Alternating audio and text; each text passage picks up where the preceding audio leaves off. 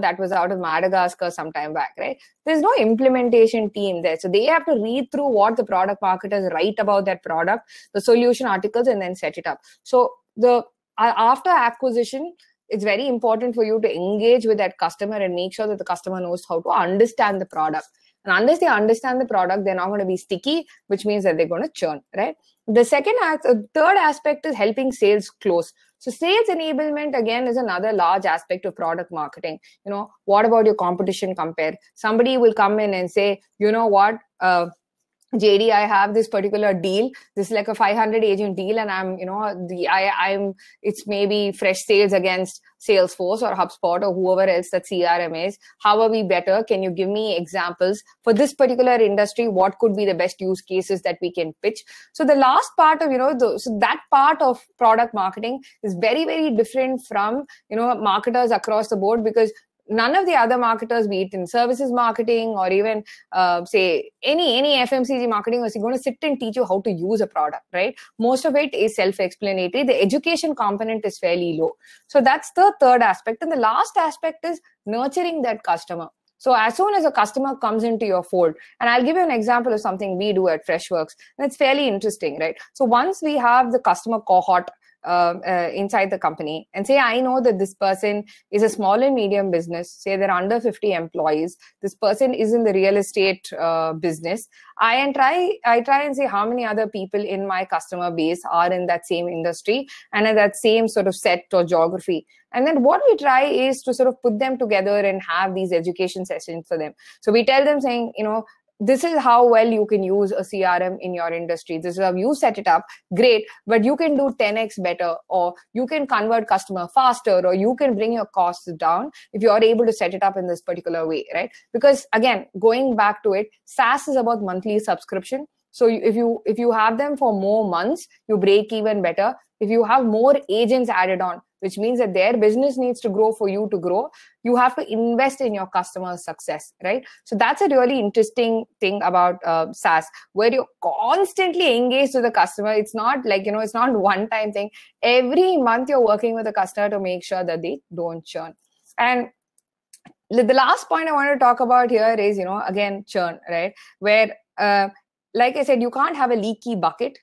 You can't put money in the top and expect customers to, be retained. Like a 5% monthly churn, right? Say if you lose 5% of your customers on a monthly basis, if you look at it from an annualized point of view, that's about like 46% annual churn. What that means is, say you have a 5% monthly churn and you have maybe 100 customers in January. By December, that comes down to about 46, 50 customers, right? So when you look at 5% at a monthly rate, it looks like, okay, 5% is not much, it's a really small number, but in SaaS, it adds up. So it's extremely important to make sure that you have constant engagement in a SaaS product, and especially in a marketing team, right? The third myth that I want to talk about here is, marketing SaaS is about writing blogs. Again, I have a lot of people also applying with that mindset, right? It's very important, and I want to, spend some time talking about this. The inbound model in SaaS is very famous thanks to HubSpot, right? HubSpot, killed it in the inbound segment. Most of their leads are organic leads, which is, from writing hundreds and thousands of blogs. There was a good quality content. But when you're thinking about having a career in product marketing and SaaS, it's not just about writing content. There are lots of it. There are lots of different streams, and I'll spend a couple of minutes talking about it because I know a lot of people who are tuned in are fairly young and at looking at careers in marketing as well. So the team that I work for is the product marketing team. The product marketing team in any SaaS company is the nerve center, right? We are the people responsible for taking the product to the market. So there's a product, we decide, the product marketing team decides, what markets to go after, what use cases can we talk about, what is the messaging and positioning of that product, right? So that whole story of taking it to market is what product marketing does. And in a SaaS company, it's the nerve center. Apart from the product marketing team, and as a product marketer, I'll tell you some of the skills that you need to have. And you need to understand the market, you need to understand the customer, there needs to be empathy, and somewhere along the line, you need to blend these two together, right? I gave you an example of how we do webinars for real estate customers and e-commerce customers. You need to be invested in your customers' growth, and that's the most important aspect as a product marketer, right? The second aspect in the marketing function in a SaaS company is growth marketing. So if you see that the diagram that I have, right, marketers in a SaaS company the growth marketers work mostly in the awareness segment and the interest segment, right? So they try and bring people into the company's fold. It could be through advertising, it could be through PR, all of that. And they, the rest, they hand them over to other marketing teams to get them deeper into the funnel. Apart from that, you have customer marketing, where they focus on the post-purchase aspect. If you have a customer, they try and work with the customer to see, and the customer success teams to see how successful they can make the customer. It's their responsibility to make sure that there's advocacy, where you have customer evangelists, there's testimonials, there's case study. It's their job to highlight how successful the customers are using, some of the products that we have, right? So that's the customer marketing role. Customer marketing is also becoming increasingly important because of cross-sell, right? So when you think about NRR, and when you think about how many people actually, especially in a multi-product SaaS company, they try and cross-sell one product to the other. So somebody has a CRM, they try and see whether they can sell them marketing automation or chat. That way, you have more products, the customer is stickier. The ARPU, the average revenue that they pay you is higher, and so you break even faster and start making profits faster, right? So that's a different advocacy and growth team. Apart from that, you have brand analyst and PR. Brand is fairly straightforward. It is their job to give air cover. They work on, positioning not just a product, but the entire company as a whole.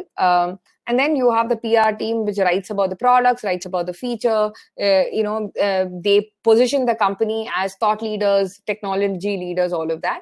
And then analyst relations is slightly for a little bit more mid-market and enterprise companies. You have analyst firms like Gartner, Forrester, where at least if you want to go in, and sell into an enterprise deal, it's almost like a shortlist, right? They look at, okay, who is there in this particular Gartner quadrant, and then the companies that are there in that quadrant, it's like a shortlist, and then RFPs are sent to those companies. So the analyst relations and the marketers there work on trying to get your particular, that particular product into the quadrant, right? So marketing in a SaaS company actually has, it's a multi-dimensional function.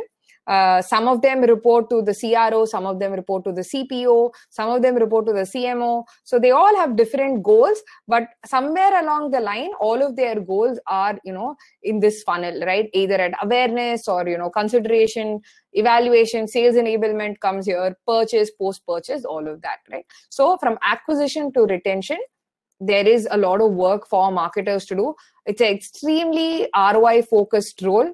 Most marketers in most companies don't look at data. They're not data driven. If you are aspiring to be a SaaS marketer, numbers are extremely important. There is, if you walk into my bay at work, there is this large screen where numbers on, daily, what is it that our company makes every day? What is it that our product makes every day? How many people came onto the website? What is the churn rate? All of that is constantly monitored. If you want to be a SaaS marketer, then you need to know your numbers. It's not just about content. Content writing is one aspect of being a particular type of product or growth marketer, right? The fourth myth that I want to talk about is, again, you need to be, there's a myth, and I see that a lot in the Indian startup folks. A lot of the startups that I mentor, they constantly, ask me saying, hey, we've not been too successful in India. Should we go global? There are different schools of thought here, right? You can go global, but you need to have the right infrastructure and the sales teams, even if you want to go global. So I'm going to say this myth with a caveat, right? So you don't have to be successful locally before you globally. I'll tell you this, for Freshworks, and we used to be Freshdesk back then, our first customer was from Australia, and was this college called Atwell College, right? Like, obviously nobody's ever heard of Atwell College. It was not from India. India is only our fourth largest, biggest market. It actually used to be lower down the ranking. It jumped up to fourth fairly recently. So you can be global from day one. And I want you to sort of go back and think about, the first myth that I spoke to you about, right? Getting a good marketer on board. So you have to identify which geography or which vertical really needs your particular product. And then, depending on that, you can decide. So you can advertise in the US, you can advertise in the UK. If it's something that's vertical centric, like for example, finance or legal, then it's difficult to scale globally like that, because there are laws that are very different, or finance processes that are very different. But if you are a horizontal product, there's nothing wrong in going global from day one. And there are a lot of tools. There's a lot of data that you can use to identify it. Like the cheapest way to do it is Google Analytics, right? You don't even need to invest in a tool like Ahref or anything like that. Just figure out keyword volume. Figure out how many people are actually searching for a product like yours, or how many people are searching for, a challenge that you think you're going to solve, and see if you can be in that market, and see if you can appeal to that market, right? One last thing that I want to talk about here is the Google game. The India CPCs are much lower than the NA CPCs, right? Like cost per click. So if you think that, an ad in India is just 10 cents, whereas an ad in the US possibly is $2, and therefore let me put 20 ads here. Again, that metrics doesn't work, and you learn that fairly quickly. Because the maturity of the markets are very, very different. So what would possibly, the MRR that you might get out of converting 20 customers here, you might get out of 2 customers there, or the awareness levels might be lower in India. Therefore, you might need a lot more exposure to that particular audience than a more matured market like the US. And this is just a small example that I'm giving. But don't go just solely based on cost per clicks or how much money, how cost efficient it is to advertise here. And I'll just come to the last myth, which I think is very, very important as a marketer, and even generally in a SaaS company. A lot of people think it's a zero-sum game. What I mean by that, and it's important to understand, is it's not like, it's either you or your competition that exists, right? Unlike on-premise software and, a lot of other products or services, in SaaS, the beauty of SaaS is the fact that you can coexist with your competitor. And this is something that's very, very unique only to the SaaS model, right? So, when I say it's not a zero-sum game, I'll tell you what it means. A lot of times when we go into a sales meeting or a general annual meeting, right, the most important thing is always about, okay, who's our competition? How do we crush our competition, right? In some cases, that may be the right strategy. Freshworks has taken that strategy many a times, where we say, okay, let's go after Salesforce, or let's go after ServiceNow, whoever is the biggest person in that category, because there is a lot of momentum that you can build out of being that underdog and that challenger strategy that you take. But it's very important, as you guys have young products and that you're just building out, you need to understand where you fall, right? Is your product a system of record, or is it a system of engagement? And then the zero-sum game sort of comes into play there. What I mean by that is, if it's a system of record, and these are systems of truth, a CRM, a payroll, a contact management system, right? They are all nerve centers of the company. It's very, very hard to rip and replace that. But if you want to play in that area, and if your product is in that area, for example, my product CRM is in a system of record, right? Which means that I need to go after competition, crush them. But that's only a very small percentage of the market. The larger percentage of the market is a system of engagement, which means that your product as a SaaS product will engage with multiple other SaaS products. Like, think about it, right? For example, say you, on an average, they say people use about, at least in the B2C scenario, 30 to 40 SaaS products. 36 is the average. I may be using Dropbox. I may be using G Suite, right? I may be using a CRM like Freshsales. That CRM may be integrated with a customer support software like maybe, which is not Freshdesk. It may be a Zendesk or a chat product called Intercom. So it is this web of products that you end up making, right? As a SaaS product, you cannot be like, okay, I will only integrate with products from the Freshworks ecosystem. If Freshworks had taken that route, we would have zero customers, right? Or we would have customers who only use standalone products. Our products also integrate with our competition. So, for example, my product integrates with my competition.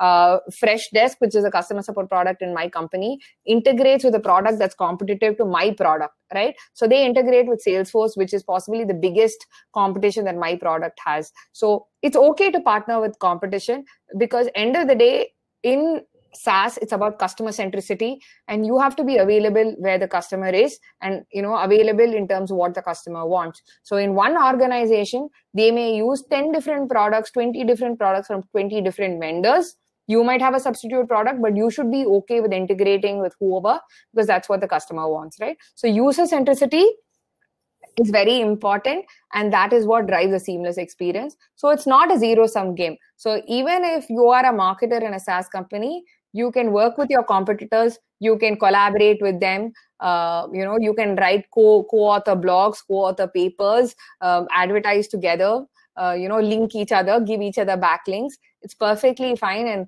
this is a unique marketing strategy that only, the SaaS world uses, because it's almost like, their customers are your customers, and together you have, an intersection of a good group of customers. So net, these are the 5 myths, that I want to talk about. I'll just summarize all 5 of them really quickly. Good products don't market themselves. You need a good marketing team that starts from the basic and, that can give you a product direction. Myth 2 is that money in is not customers in the bag. You need to work at every aspect of the funnel to make sure that, you acquire, engage, close, and nurture your customers. Marketing in SaaS is a very, very large organism, from product marketing to growth, awareness to purchase and post-purchase. There's a ton of career options for anybody who, who is looking into product marketing, who possibly cannot write, but, has a good hang of numbers, is empathetic, and translate customer needs into product features. The 4th myth is that, it's okay. You don't have to be successful locally to go global. Find who your audience is, find the right message, and then market directly at that. And the 5th one is, it's okay to sleep with the enemy, work with your competition, see if there is synergy, and if there is, make sure that you build a wider network of customers and loyalists, right? So these are the 5 myths that I want to talk to you about today. Awesome. Wow, I think it was such well summarized, Janani. I think for somebody, even if they're completely naive, like rookies in the area of SaaS marketing, I think they will get a very quick understanding of the SaaS marketing world. I think fairly it's a little different, as you rightly said, than conventional marketing. So I have some kind of question. Like I always used to have this doubt. How does marketing, when you talk of marketing these days, everyone by default, talks about CPC. It's all digital, right? So tell us some interesting stories on, what are the physical or, some of these other campaigns that Freshworks also has done. Oh, I wish I could pull it up, but we did a really, really fun bus campaign. Maybe at the end of the thing, I can try and see if there are pictures that I can pull up. But it was a campaign that I ran, I think 3.5 years ago, or 4 years ago, I think at Freshworks. It was a way of countering Salesforce. We plastered all the buses in SF and New York and a lot of places like that, where it was like it was a derogatory campaign, right? The campaign, I don't know if I can say it, but it was called Fuck You Fresh Sales, where the bus would say, F and then asterisk, asterisk, asterisk, fresh sales. And then they'd say, sorry, we launched late, and there would be somebody screaming saying, hey, I spent, a Christmas doing data entry, whereas, I couldn't spend time with the family because they would possibly be using something like Salesforce, which is where there's a lot of manual data entry needed, and it's a very hard software to understand and things like that. Maybe later I can try and find some of those images. I think it'll be there somewhere in my computer and I can pull it up. But that was a fun campaign that we did. And another fun campaign that we did was we had these large blimps. I don't know what a blimp is, like a large balloon, right? And it was Dreamforce. And again, this was also against Salesforce, and we wrote Freshworks on top of it. And then, we had everybody who came to Dreamforce sort of take pictures of it, and they were talking about how cool that blimp is and how we're sort of crashing that party. So yeah, a lot of money that you need to burn for some of these campaigns, but good fun and a lot of PR that got generated. I think people realized that Freshworks was a company which was global in nature. It wasn't this sort of desi cowboy company that people were trying to brand us. So in a way, these campaigns put us on the map, and it was exciting to work on them as well. Wow, man. So, I mean, what percentage of, your marketing spent is digital, and what percentage is physical? Physical, very, very rarely, Kashyap, because again, right, SaaS, when you talk about marketing, there's two types of marketing. One is, one's called push and one's called pull, right? Just to talk about it in very simple terms. Especially with SaaS, it's not like you advertise in the paper. You advertise, you want somebody to do some sort of a active action. It's not passive, right? So you put an ad, somebody clicks on it, they come to your landing page, they look at your product, and then by putting an ad or something offline, it's very hard for us to get those consumers in. So the only way that we use offline advertising is like billboards or some of these ads like that, is to generate some sort of publicity stunt and PR and brand cover. And because of the PR, a lot of people visit our website, and then from there, we then try and, appeal to them and make them as customers. So it always ends up in trying to see how we can get that air cover, and then how do we, get them into the customer network. So mostly, I would say all of our spends are digital in nature. It could be AdWords, it could be, on LinkedIn, it could be like thought leadership articles that people can download. So most of the marketing budgets are definitely online. Okay, yeah. I mean, fair enough. So, I mean, just wanted to know, because Nivas the other day actually shared, some story of a basketball match, where you guys promoted on a basketball match because, I mean, it was not Freshworks, but another SaaS company, I guess, which because most of these people who are at VPs or senior executives, they would come to watch a match, and they actually spent a lot of money, being there. So I think right now, if you see Cred and other companies being part of, mostly, mostly B2C companies try and advertise in sports arenas, right? Where it's one to many. Like for a B2B company, most often they don't advertise in such arenas. And the only time they advertise is for, some sort of brand cover where you have like, could be an IPO coming up, it could be some large event, or it could just be, trying to say that, hey, we have arrived. And, sales teams keep asking for air cover. That's something, right? Where say you go into a market, and your sales teams comes back to you and says, hey, there was a really good deal. We had a really good chance of winning that. But then somebody came and asked saying, hey, I've never heard of you guys. That I have never heard of you guys is a very constant objection that we used to have some time back. So a lot of these brand activities was done to try and bring us onto the map so that people don't say, hey, I've never heard of you. Now it's like, oh, I've seen your billboard somewhere, or, oh, didn't you guys advertise at the airport? Or I remember that blimp campaign. So sometimes you need to sort of have these guerrilla campaigns or some of these campaigns to create that brand image, but they're very few and far between. I don't think any company can spend that kind of crazy amount of money unless you're in, a B2C company. Right, absolutely. So, I mean, talking about the portfolio that Freshworks really has, right? You have tons of apps, Mm-hmm. solutions, right? So, how do you, like, as head of product marketing, how do you manage these many? I mean, what's the logic of how do you kind of bucket them? What's your overall Okay, strategy to so marketing I the had portfolio? two products, right? So there are multiple products. So two of them, one is a CRM product and one's an automation product. And I have other people heading different products as well. So as a company, what we decided was we wanted to be in the customer engagement space and the employee engagement space. So if you look at any company, right, what are some of the top 3 tools that they want, right? You want a tool for acquiring customers, right? So like email campaigns and like you've heard of MailChimp and things like that, right? So there's a product that we created so that, okay, how do you send out these emails? How do you get people onto the website? So that's step 1, right? Then, and it's not like it organically, it's not like we started with the marketing automation. Actually, the last product that we did. And the second one is, okay, they're on your website. Perfect. Now, how do you engage with them on your website? So then the chat product, right? There's a chat bot. There is like a live synchronous chat product called Fresh Chat that we have. So then, okay, now that you've got the customer deeper into the funnel, there's a customer engagement that happens. Now that the customer's entered the lead, where does it go? You need something like a CRM, which is like a system of record. That lead has to come, there has to be a database that it goes into so that then it can get assigned to the right salesperson in the right geography, all of that, right? So you say you have about 1,000 leads coming in.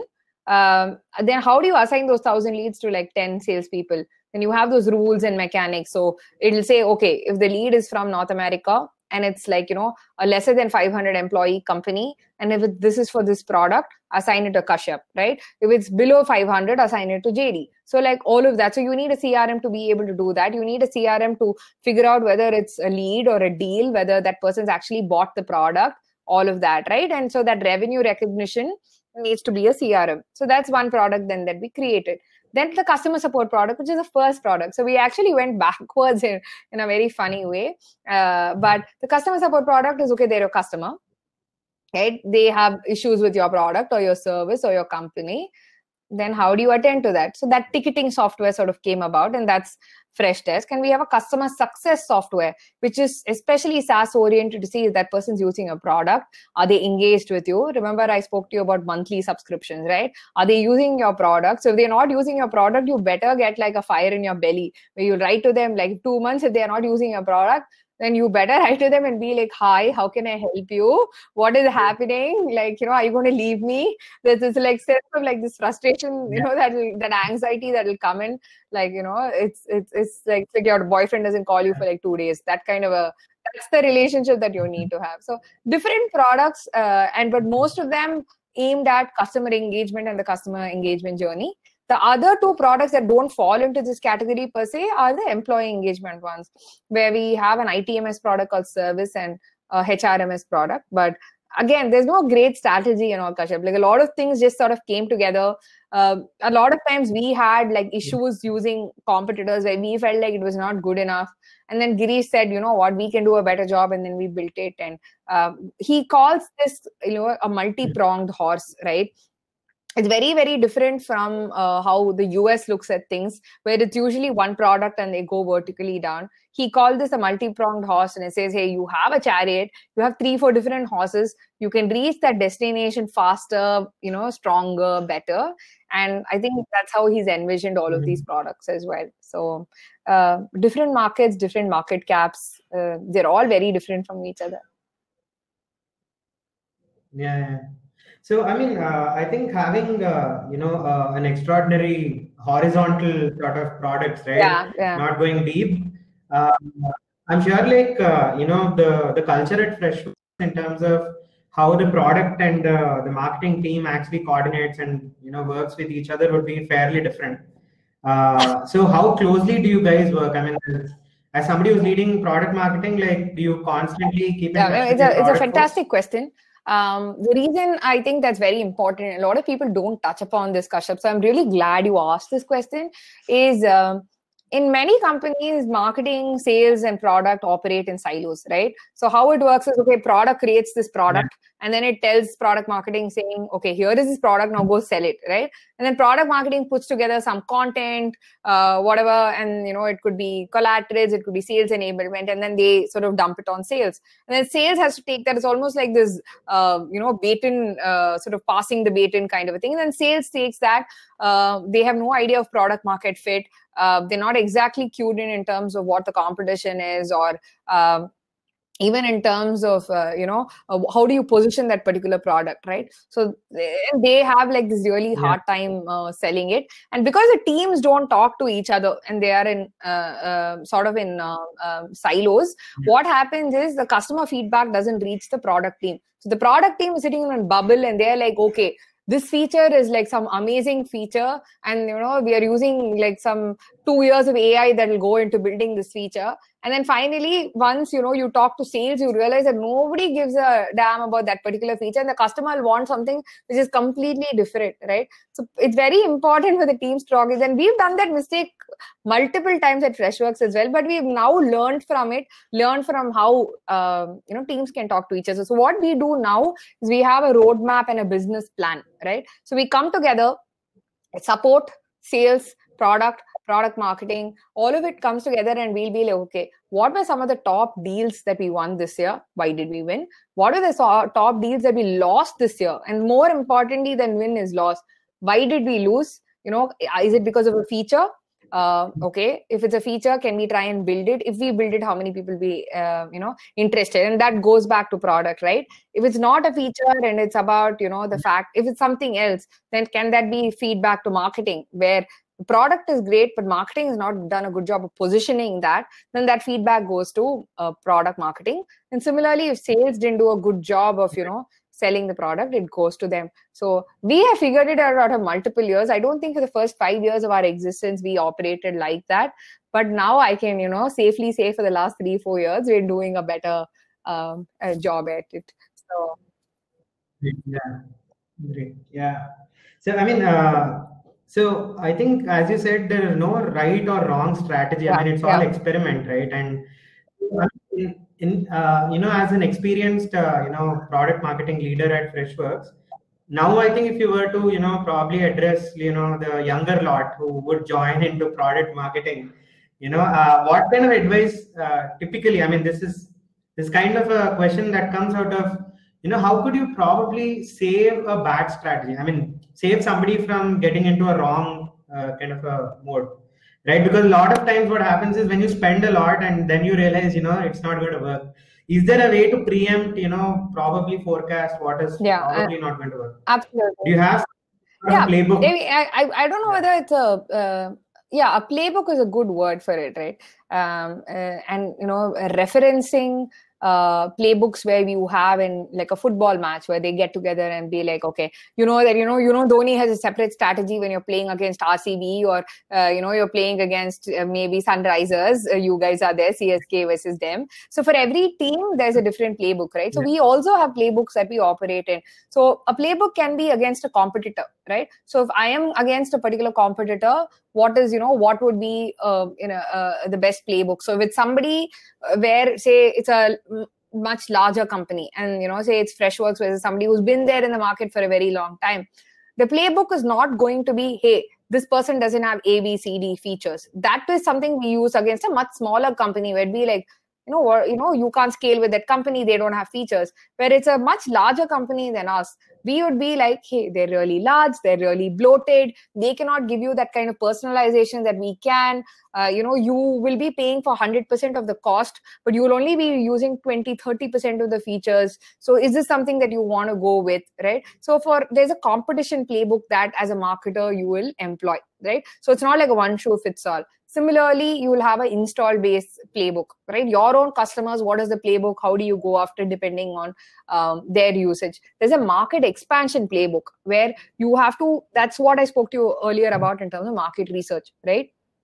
It's very easy to go globally and spend that kind of money. But do you have feet on street there? Do you have implementation partners there? Say you have 100 customers there. What do you do? How do you support them? How do you get them to implement? So there's a geographic expansion playbook that we have. So before we do any sort of experiment, right? Any marketing experiment, the most important thing is, can it scale?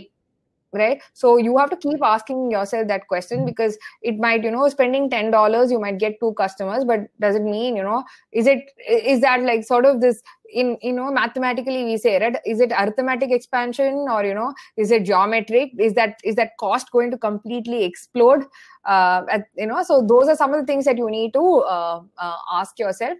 But to answer your question in the simplest fashion, you have to get your fundamentals right before you go and spend that money. And this is the biggest mistake that most of the companies that I speak with or mentor with do. The moment there is seed funding and there is some sort of Series A that comes in, it's like, it's just, that floodgates open, and it's like, okay, let me, it's a growth mindset, right? Because to a VC, you have to constantly say that you're getting more customers, you're getting more market cap. But what is the flip side of that is they end up burning cash too soon.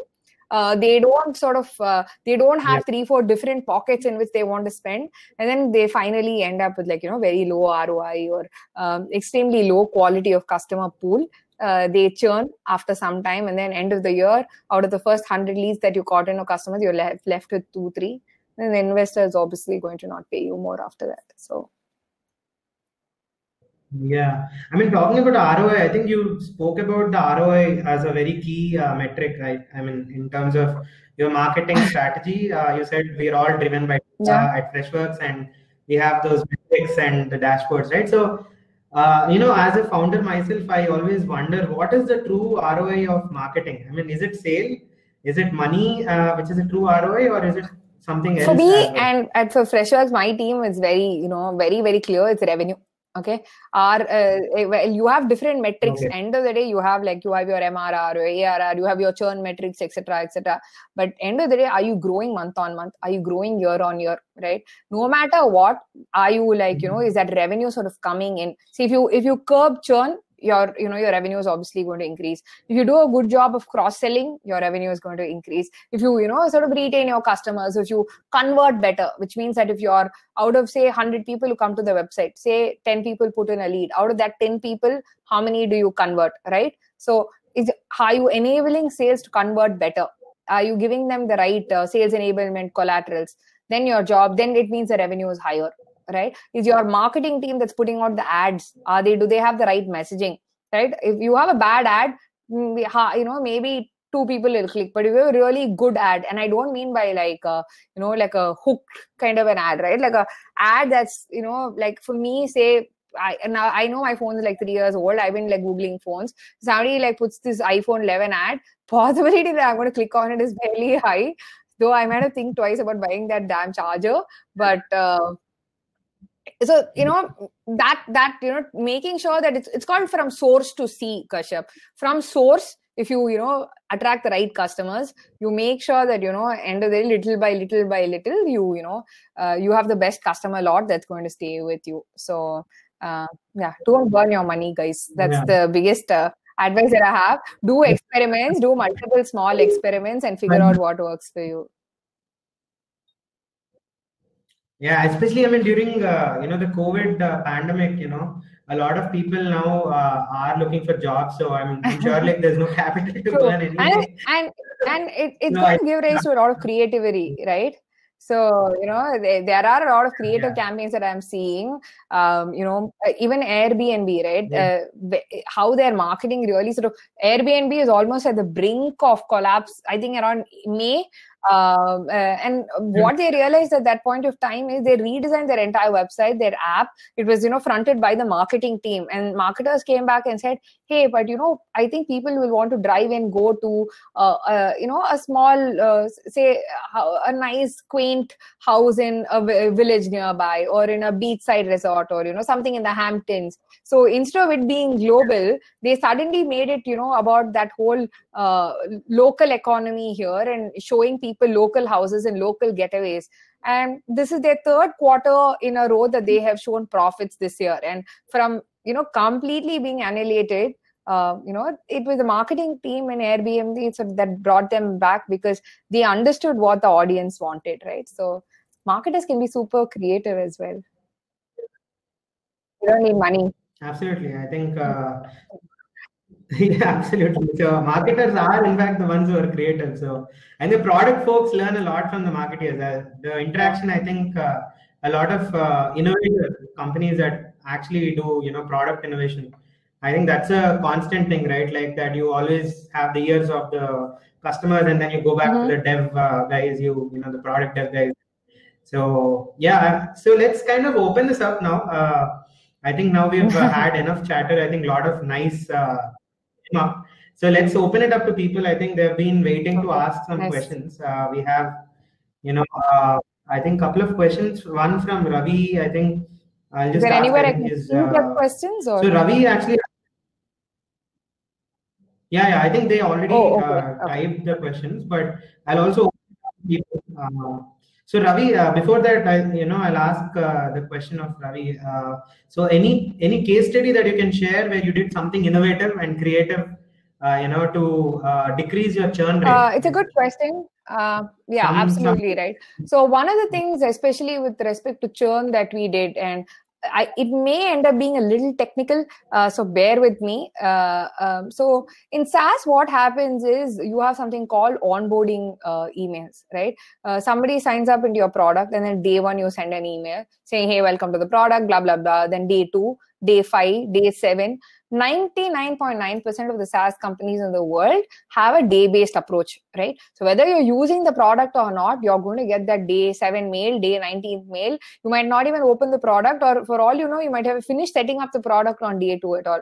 So what we did when we had this sort of spike of churn is we connected, again, like I said, SaaS ecosystem with a couple of other SaaS products called Heap and Segment, etc. And we sort of started getting activity-based triggers. So say, for example, Kashyap, you set up the inbox, right?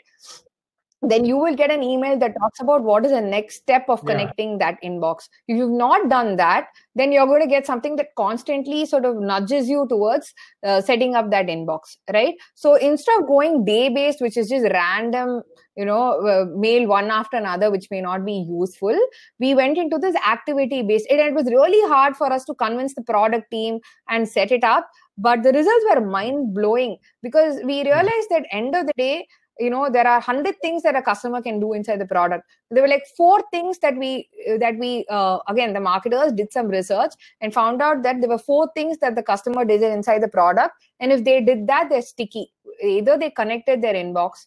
This is for a CRM product, or they invited their team members. So the moment you have more than 3 or 4 people using that particular product, the chance of churn, came down. The third one was the importing contacts. So they started putting data onto the system, right? So that was a great case study for us, because the churn percentages came by I think 1/10 almost in terms of what we did, and there is zero cost, right? The only cost for that was maybe getting some of those tools and dev effort, engineering effort that was needed, but the amount of dollars that we saved were over a couple of million. So, wow, amazing. Yeah. Wow. I think this is a very, very solid case study. I think Ravi, if you're there, has this answered your question? If you can just quickly probably type. I think he's awesome. Okay. Perfect. Thanks for the answer. Okay. He's. There's one more question we have from Naresh. So he's asked about, your views on storytelling, and the skill sets that, one should be looking when hiring a marketing person. Can he expand on the question? What does he mean by, is there some context to that question that you can add? He hasn't, it was a very brief written thing. So views on storytelling and skill sets. I think what he probably means is, I think he made a statement saying, probably storytelling is important from for that product angle. marketing Okay. guys. And absolutely. From that angle, if you look. Right. So especially when you're a product marketer where, again, like I said, it's a small company, you don't have this backing of a large brand team, then it's definitely the onus on the product marketer to tell the story, right? So I'll give you a small example of what we did as Freshworks. Let it just be anecdotal in nature. Okay. So one of the things that we did in our initial days where, obviously we were not this big, the product marketing team ran something called the secret sauce, right? I think if you Google it, it'll still be there. So we went to a lot of founders. So it could be some of the top companies in the world, and we interviewed them, and we'd be like, hey, what is your secret sauce for success? And then a whole bunch of questions, and then we would publish that story, their growth journey. What we didn't realize, or maybe we did and we were sneaky about it, is also a lot of people then saw Freshworks. It could be Freshworks and say Nike. I'll just give you an example, right? Freshdesk and Nike at that point of time. They thought Nike was a Freshdesk customer.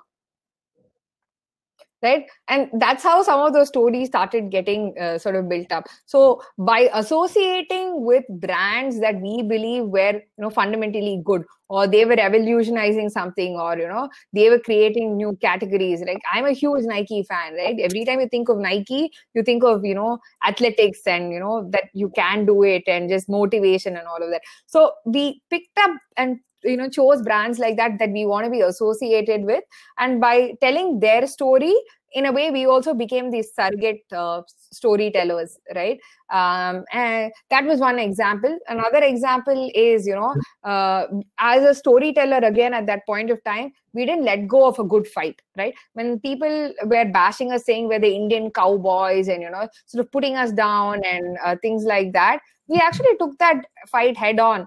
And we, started telling stories about how, about the education system in India, and how people here are extremely talented, and, how products here can be built at global quality, right? So that was a great story that we told off of, this rampage that came from a competitor. So yeah, storytelling extremely important. Again, you don't need money to tell a good story, and a good story can go, for a lack of a better word, and I hate this word, viral. Product market, especially if you're writing content, then storytelling is definitely a good skill set to have in a SaaS company. Yeah, absolutely. So, okay, one question I have is, are you guys hiring right now? Yeah, hiring. If you are, like, there are a lot of people who are in what I can do is also, I can share my details, right? So if anybody is looking, you can contact me on LinkedIn, or you can, this is my work email, janani.dwarakanath@freshworks.com. You can email me. We are having a good quarter. We are doing well, thankfully, because it's a SaaS company. A lot of people now don't have the capital to invest in on-premise software or sort of legacy, really clunky software, right? SaaS is easier on the wallet because you have to pay monthly. So there is, good traction for SaaS. So, maybe I'll stop sharing now. But this is something that our founder keeps talking about, right? There are three kinds of companies during this pandemic. One's the vaccine, one's the vitamin, and one's the victim. So the victims are like your, travel companies and, companies like that have gone bust completely, like WeWork and, rental spaces and things like that. The vaccines are healthcare companies, hospitals, pharmas. They're obviously boosting and benefiting off of this. And then vitamins are companies like us, education, etc. So SaaS company, you don't have to go to work. You can open your laptop and you can start working on a software from day one. So we are vitamins, where it's not like we're saving lives, but we're very essential to day-to-day activities. So it's a good time to apply to SaaS companies. Yes, Freshworks is hiring. My team is also hiring. So if there's anybody interested in a career in product marketing, I can promise you would have a good boss. You can apply to my team, and that's the email ID that I gave out. And maybe Kashyap, you can send it out as well to all the the people interested with it. I put it in the group. So I think you can, if you're looking for a career, I think you'll have an awesome boss like Janani. So definitely. So yeah, I think there's one interesting question that is asked by Ravi on funding from a VC versus a lifetime deal. One-time cost. Which one would you suggest in a B2C sector? I think when you're B2C, I think your question sort of answers it itself, right? I don't know whether there is a fund big enough for a one-time settlement. you have to Right. the reason why VC money is also, and I am very pro VC funding as well, because of the fact that it gives you that, they give you those wings to fly, right? So why not and if you think you can take that and you can use it in a good way and enter more markets, penetrate your existing market deeper. See, there are typically 3 types of expansion, right? So you have your horizontal expansion, your vertical, where you have a phone, then you build a charger, you build a battery, whatever, right, in that same service line. And there's diagonal expansion, and if you have VC money, it's just easier to go and capture that market faster with better air cover. So I don't know about these one-time settlements. I don't know what is this lottery that this Ravi is talking about. But even if it's going to be bootstrapped, it's going to be in phases. Even with VC money, you have to hit milestones, right? The VC is not going to say, okay, this is 100 million. It's going to, you have to show a growth number, you have to show NRR, you have to show a certain run rate, your growth. They're hawks looking at numbers. So if you do well, then you will be rewarded substantially as well.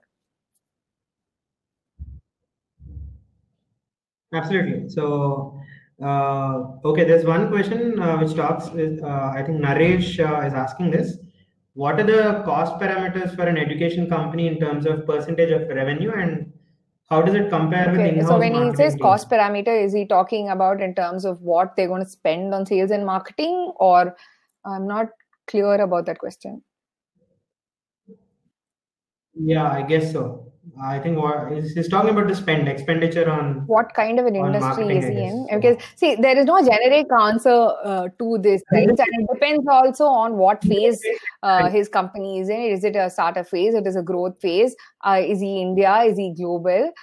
So I think just to answer this in a very straightforward fashion, Kashyap, it really depends upon the revenue goals that you've set out for this year. Right. And if your revenue goals are, where you need a lot of marketers, you need people to go sell your education solution to schools or colleges, or if you need salespeople to, onboard the people who come on, then obviously you need to invest. And most SaaS companies, the ones that you see that go IPO, typically a lot of them, 80% of their spends end up going towards marketing and sales expenditure, sometimes even 120%, right? So it depends on what stage of the company that you are in and the kind of markets that you want to penetrate and the revenue that you've projected for yourselves. Absolutely. Okay. Yeah. So I have a hard stop at 6:15. So maybe we can just take one last question, Kashyap, and we can, Okay. Perfect. Sure. Yeah.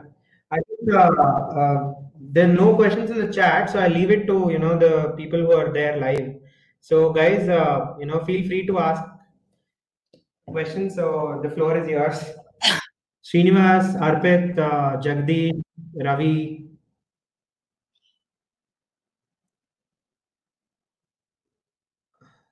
Seems like they're all on mute. Guys, can you unmute and ask questions, because I think Srinivas is trying to ask a question, maybe. Okay, there's somebody typed again. The second part of the question, okay. The second part of the question. I think Naresh is asking about the second part of the question. It's already understood. What skill sets are you looking when you are hiring marketing personnel? Yeah, I think storytelling is one, but maybe a couple of them. Skill sets? Again, it might sound like a really sort of cliched answer, but one of the things that I definitely look forward is empathy, and how they can translate, what is happening in the market into a feature, right? So for example, we'll give them a situation where, hey, this is the product, this is the market that you need to sell to. How does that translate into maybe a feature recommendation for the product team, right? So that's definitely something that kind of not just being empathetic, but translating that empathy into a feature is something that I look for. The second thing that I look for is, I am extremely data driven. So, understanding numbers, trying to make sense of that, that's very important. Again, especially in a company like Freshworks, we have a lot of bad rep because people believe that, you can come in and you can spend $100,000 and then there's one campaign that you can do and it's successful. Absolutely not. So the first thing that we always think about is how can we do a successful campaign without spending a penny, right? So Nivas, a year and a half ago, Nivas used to be in my team. So we used to work together and we ran this campaign called the High Velocity Sales Summit, right? So it was Asia, or I think the world's biggest online summit at that point of time, free online summit, where we interviewed sales leaders. Because we are a CRM, we interviewed our target base, which are sales leaders and CROs and VP sales, close to about 30 of them worldwide from really, really large companies. And we put it up online. We had close to 3,500 people register for it, and the amount of money that we spent for that was zero. And I think the MRR that came out of that was maybe about $180,000 or something like that, of an event that we put together in less than a month. So wow, that is not about money. It's just about agility, understanding data, metrics, empathy. I would just say that's about it from my end. Yeah, I think it's also a lot about passion as well, right? So you just go, you do that, talking to people. I think connecting passion and empathy is for any job, right? You better be passionate. So, yeah. Exactly. Yeah, there's no choice for it. I think that is a good. Hey, Srinivas. Hi. No questions. I just realized that I've been doing. Thanks for this session, Janet. No worries. I'm glad you liked it. Yeah. I'm a very small team. I mean, we're just entering the market. Okay. Do you think I should marketing or hire a sales guy initially? So what kind of a company do you have, Srinivas? Can you give me some background about what you're doing? I can't. We are developing a healthcare software. Okay. So I'm sorry, we're developing a healthcare software. So I have a very small team of engineers only till now. So to enter the market or whatever, is it a good idea to get into marketing initially or get sales guy and then build the marketing team? Okay. So do you have like a MVP ready of the product? Am I audible actually? I have an MVP. Yeah, you do, right? So is it at a point where you're starting to sort of get people to start using? Is it a B2B product or a B2C product? I'm assuming B2B because of healthcare. Right. So what is like your, goal for the year? Is it like customer acquisition? Yes. Is it, do you want a bunch of people to test out the product and give you feedback? Are you at a stage where you can start onboarding customers?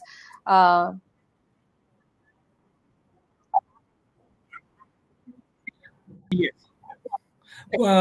Acquisition is my first goal in the sense that by the end of this year, maybe I want some. Right. So given that you are in a B2B clients. healthcare space, right? I would say you need a salesperson. If you have just resource for one, I would say pick a salesperson more than a marketing person, because the people that you're selling to are a fairly educated lot. Okay. Right. You don't need to convince the hospital or the doctors or whoever or an administration system that they may need this, unless and until you're in a really niche space where they might not even know that particular gap exists. So if this is something that we're already depends on the market, right, Srinivas? So if you think you're in a market that's very cluttered, right, and you think there are other players in the market where the awareness of the product is already high, then I would say pick a salesperson so that then you can start selling the product and getting more customers on board. But if you are in a category, and I don't know which category you are in healthcare, but where you think that there's education needed for somebody to come on board as a customer,